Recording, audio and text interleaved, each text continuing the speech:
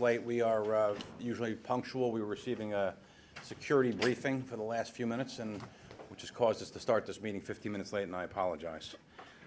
Good afternoon. I'm calling this meeting to order. We are now convening the public session committee meetings, starting with the Committee on Operations, which I will chair. We will conclude the public portion of today's meetings with the public board meeting. Today's public meetings are also being broadcast live on the Port Authority website for those interested in viewing today's proceedings on the internet. Before we start our meeting, is the Police Director Jim Shea here? We've been in communication with Jersey City Mayor Steve Fulop and his staff. Obviously, everyone's aware of what occurred a couple of days ago, the horrible tragedy. The Port Authority has been working very closely with Jersey City, and the mayor has. We have asked the mayor or his reps to be here today and just talk and just give us an update. And we have been, you've been kind enough to give the commissioners and the executive director a preview and a summary in executive session. We ask at this time if you can just give the public somewhat of a message and a summary of today what's going on. Jim? So, Police Director. Certainly. Thank you for the invitation, sir. On behalf of Mayor Fulop, the mayor is working with one of the victims' families right now and is unable to be here. The police chief is currently also working with the Attorney General on the continuing investigation. So myself, I'm James Shea. I'm the Director of Public Safety in Jersey City, and Deputy Chief Mike Gajewski, who was the deputy for the incident, were able to attend. So thank you very much for your invitation. Jersey City suffered an active shooter situation in the past week where unfortunately 4 of our citizens, 1 police officer and 3 citizens lost their lives. It began when wanted criminals were approached by one of our officers. During that interaction, the officer was killed. The 2 wanted criminals then drove a stolen van approximately a mile, got out of the van and began shooting at a kosher butcher store, which was clearly identified next to a yeshiva, which had about 50 children in it. They proceeded up to the store and began firing into the store, shooting at the people inside. At that time, 2 of our officers, who were on a foot post a block away, were able to go over. With great courage, they placed themselves in the line of fire. Both of them received gunshot wounds, but thankfully they both recovered and are back with their families right now. And they kept them pinned in the store until we were able to formulate a response under Police Chief Michael Kelly and Chief Mike Gajewski, who's here with me right now. Thanks to their response, which involved Jersey City Police Department, the Port Authority Police Department were the first 2 initial agencies. So I'd like to take this time to publicly thank you and the leadership of your police department for their quick response and their unhesitating willingness to help us and to bring all their resources to help us, because at the moment they showed up, it was a very fluid situation. Lives were still at stake, and police officers were still receiving wounds. And we did not have enough people on the scene, and they helped stabilize the scene for the Jersey City Police Department. After that, they were able to bring the incident to a conclusion, and we were able to start the investigative phase. That is still ongoing. It's still an active homicide investigation, so I won't say much about it in a public forum here, except to say that I'm certain that everyone will get the answers that they're looking for very soon. We have very professional people in the FBI, the Attorney General's office, and the Hudson County Prosecutor's office looking into this. Thank you for the expressions that I've heard from a lot of you, for the expressions of sympathy for the loss we received in Jersey City. The Port Authority, obviously, we're neighbors and friends here in Jersey City, and I don't think we could separate if we wanted to. We're so closely knit together. So thank you for all that and for everything, and mostly, again, if I could just express my appreciation, and then I'll let Mike say a few words, to the leadership of the Port Authority Police Department for their professionalism. I will say we train together all the time. We work together all the time. We spend a lot of money on it, and we always hope that the money will be wasted. But in this case, unfortunately, it wasn't. Mike, you want to say a few words? I think the director covered just about everything. I'd just like to follow up and add on about the Port Authority. They really were the first people there to assist us. We had so many agencies, federal and state, that came to join us. There's too many to list. But I'd like to say that this transition, when they got there between Jersey City and Port Authority, as I mentioned, was seamless. Okay, your chief, Gonzalez, and Deputy Chief Strumlow, I believe, I hope I'm saying their names correctly, were fantastic. They were in the command center with us the entire time. They provided us with whatever we needed, whenever we needed. And if it wasn't for a partnership like that and a partnership with others, this scenario could have ended a lot worse than it did. So I thank them for that. And I think I think the director covered most of it. We can't really follow up on too many details, as it's still an ongoing active investigation at this time. I thank you for inviting the director and myself here today on behalf of the chief. Thank you, Michael. Thank you, Director. As I communicated with the mayor yesterday,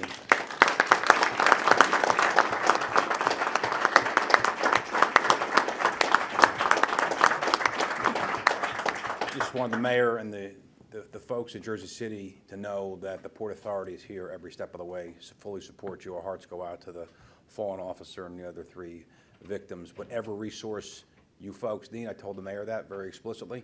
We're here for you, and the cooperation, we're all in this thing together. Thank you, Mr. Director. Thank you. Okay, moving along, we'll now start the Committee on Operations meeting, which is being held in public session in its entirety. At this point, I ask the Board Secretary to address those present of the composition of the committee and any commissioner recusals here today. The committee is composed of Commissioner O'Toole as the committee chair, Commissioner Linford as the committee vice chair, and Commissioners Bagger, LaBarbera, and McCabe. All committee members are present at today's meeting. There are no recusals on the matters before the committee. First order of business, I call on our Director of Aviation, Huntley Lawrence, to present an item concerning a concessions management agreement for Terminal B at Newark Liberty International Airport. Huntley.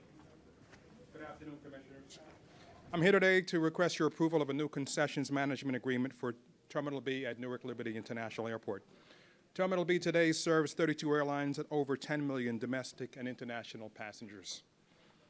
Today's request builds on our vision of becoming a world-class operator of world-class airports. Under your guidance and leadership, we have embarked on an ambitious redevelopment programs at all of our airports that are and is underway. At the same time, we're laser-focused on improving the customer experience. We're determined to create exceptional and seamless experiences, and we started this by mapping in great detail, measuring 34 touch points using the industry standards set by the ACI Airport Service Quality Standard. We also took these 8 critical journey segments and looked at journeys by family, millennials, elderly, and those with special needs, and so on. And this approach has helped us drill down to quickly manage, mitigate, and plan the customer experience, especially during redevelopment, which is critical to our success. Lastly, as we continue to work with our private sector partners to deliver a world-class customer experience, we have developed 21st century governance model to support this effort.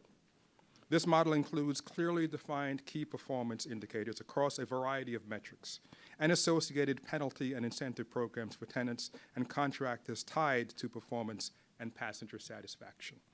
The request to authorize a new Terminal B concessions management agreement embodies these pillars. In February of 2017, the board approved a new comprehensive concessions program for Terminal B, featuring iconic New Jersey retail offerings. In total, 22 new spaces will have been completed by the end of this year, with 17 now open and the remaining 5 to be open by the end of this month. In addition, you recently approved a new lease with a duty-free operator that will renovate 6 duty-free spaces in the terminal, which are expected to open by the end of 2020. The existing concessions management agreement at Terminal B is expiring in January of 2020. The proposed new management services agreement was procured via a competitive RFP process, and the selected entity is Fraport USA, a subsidiary of Fraport AG.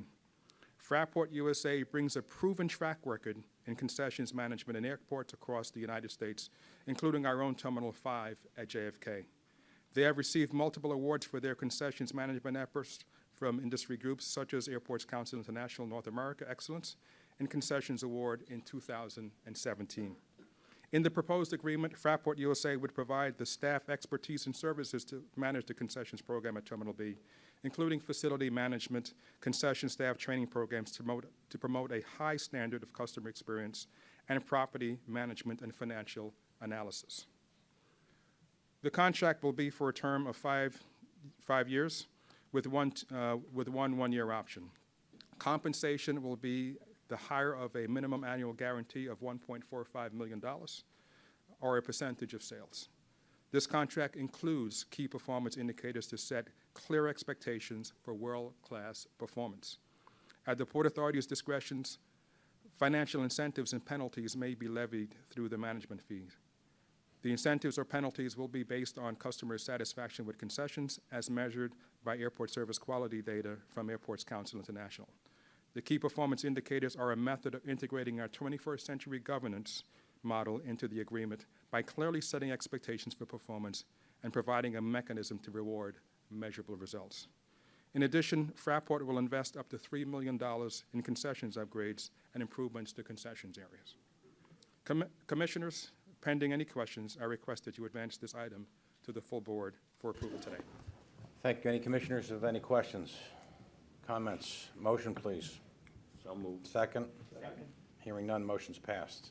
Thank you, Huntley. Now call on our Director of Tunnels, Bridges, and Terminals, Diane Eller, to present an item concerning a proof of concept demonstration of the potential use of autonomous technology at the Lincoln Tunnel exclusive bus lane. Diane. Good morning, Commissioners. Afternoon. Today I'm seeking program authorization for a new and innovative project to explore the application of autonomous vehicle technologies to improve capacity and reliability of the Lincoln Tunnel's exclusive bus lane, specifically technology that would aid bus drivers in navigating the XBL. To place this initiative in broader context, we are focused in our efforts to improve operations throughout the agency with the use of 21st century technology. We are looking at a variety of alternatives that specifically focus on improving the capacity and reliability of the Lincoln Tunnel's exclusive bus lane, or XBL. One such option is the potential for introducing autonomous bus technology in the XBL to assist bus drivers in safely navigating the bus lane. The XBL operates on weekdays from 6 to 10 a.m. as a 2.5-mile contraflow bus-only lane connecting New Jersey Turnpike, New Jersey Route 3 to the Lincoln Tunnel via the New Jersey Route 495. Each weekday morning, the XBL handles 1,850 buses carrying more than 70,000 passengers, making it the most productive highway lane in the nation. The XBL has experienced significant growth through the years, but has reached the point where peak demand exceeds the practical capacity of the operation between 7:15 and 8:45 a.m., contributing to frequent delays and challenging reliability. With Trans-Hudson bus demand projected to grow significantly over the next 20 years, the need for added capacity and improved reliability from the XBL are paramount for the Port Authority and for the bus carriers. Autonomous vehicle technologies are being developed and researched in all sectors of the transportation industry. Staff is seeking to explore these emerging technologies to assess their potential in adding capacity and improving reliability for the XBL. In early 2018, the Port Authority published a request for information seeking information about these emerging technologies to become a part of a demonstration program to serve as a proof of concept for autonomous technology for the XBL, and sought support from project partners. These technologies would aid buses driven by bus drivers. This is not a proposal to replace bus drivers.